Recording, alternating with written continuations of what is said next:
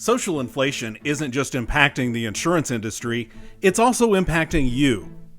This insurance buzzword describes rising insurance claims cost due to excessive litigation and exorbitant jury awards. You don't have to look very far down the road to see how this phenomenon is driving up costs for everyone. Social inflation occurs most impactfully in commercial insurance products, such as commercial trucking firms, the semis that we see on the road every day delivering goods and services to our favorite stores. So if you follow the bouncing ball, social inflation leads to higher insurance costs. Ultimately, higher insurance costs leads to higher insurance premiums. And those premiums ultimately have to be passed on to the higher cost of goods and services. So when we go to our favorite stores, whether it's Target, Walmart, your favorite grocer, all follows down that bouncing ball. Social inflation, a term that very few people know and understand, ultimately leads to higher costs of goods and services for the things we buy every day.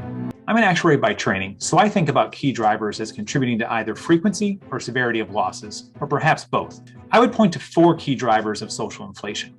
The first is the proliferation of class action lawsuits. Sometimes you hear people refer to this as runaway litigation. How often are people filing claims or filing lawsuits?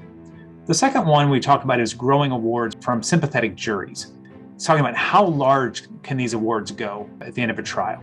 A third point is rollback of state-specific tort reforms that were originally intended to control costs.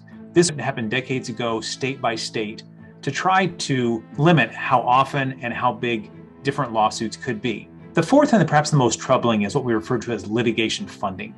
This is where investors finance lawsuits for either individual plaintiffs or against large companies in return for a share of the settlement. If you've been in a car wreck, don't wait. Call me now. I've got this. I hired Mike and his team, and they got me $100,000. What the IRC data shows is that when you hire an attorney, you actually receive less in terms of an ultimate payout to you, and you get that payment later than if you hadn't engaged with an attorney.